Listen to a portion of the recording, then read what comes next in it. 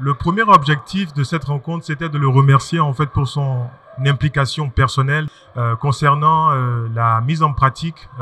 des recommandations qui ont été acceptées par le Bénin dans le cadre de l'examen périodique universel, des recommandations en fait qui sont axées de façon spécifique sur les questions de liberté d'expression et de droit numérique. C'est des sujets qui ont trait à la relecture du code du numérique. Nous étions ici au mois de janvier où nous avons rencontré des députés et nous nous sommes exprimés ensemble avec eux. Nous avons réfléchi autour de ces sujets et donc c'était l'occasion donc de faire un point à mi-parcours avec le président et dans l'atteinte des objectifs que nous visons ensemble. Le point global qu'on peut faire, c'est que suite aux recommandations qui ont été acceptées par le Bénin dans le cadre du 4e cycle, et suite à l'atelier que nous avons organisé au mois de janvier avec les députés, et compte tenu du fait que nous sommes en contact aussi avec le pouvoir exécutif, par exemple, et que c'est le même pouvoir exécutif qui avait accepté ces recommandations qui ont été formulées donc à Genève lors de l'examen périodique, nous sommes venus voir un peu avec le pouvoir législatif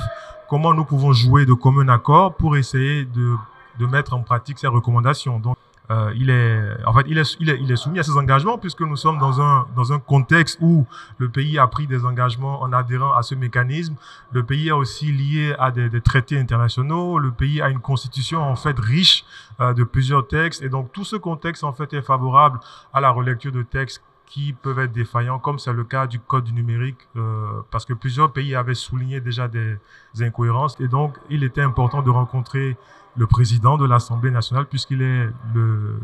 grand patron de cette institution noble, en fait.